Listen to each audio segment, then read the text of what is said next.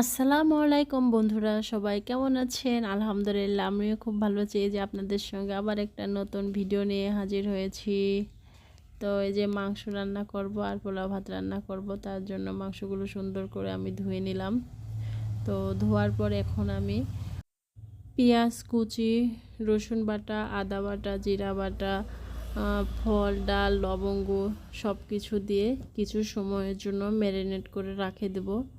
তো আমি এটা 10 থেকে 15 মিনিটের জন্য ম্যারিনেট করব, তাহলে খুব সুন্দর হয় ম্যারিনেট করে রেখে দিলে।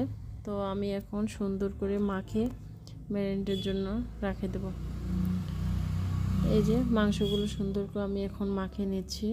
10 থেকে 15 মিনিটের জন্য রেখে দেব। 10 থেকে 15 মিনিট পর এখন আমি প্রেশার কুকারে মাংসগুলো সব দিয়ে দেব। প্রেশার কুকারে দিলে পরে তাড়াতাড়ি সিদ্ধ হয়ে যাবে। তো অল্প সামান্য পরিমাণ পানি দিয়ে এখন আমি সিদ্ধ করে নেব। 8 থেকে 10টা শীষ দেব।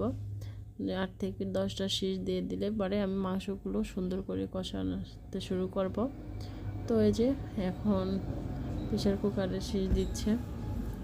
তো এখন আমি সুন্দর করে মাংসগুলো কষায় নেব। একটু টাইম নিয়ে কষাতে হবে, ধীরে ধীরে জাল দিয়ে।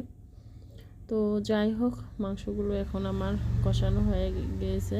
তো সামান্য পরিমাপ আবার পানি দিয়ে আবার আমি ঝোলের পানি দেব।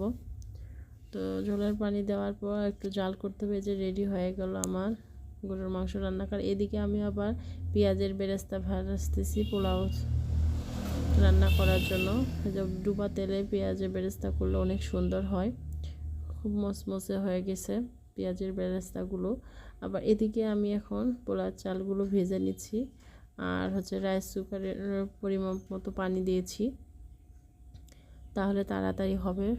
দুই দিকে দুইটা চুলা চালু করছি। তো যাই হোক, চালগুলো আমার ভাজা হয়ে গেছে। চালগুলো ভাজা হয়ে গেলে রাইস কুকারে শুধু দিয়ে দিব, তাহলে ঝটপট হয়ে রেডি হয়ে যাবে। এই যে হয়ে গেল আমার পোলাও ভাত।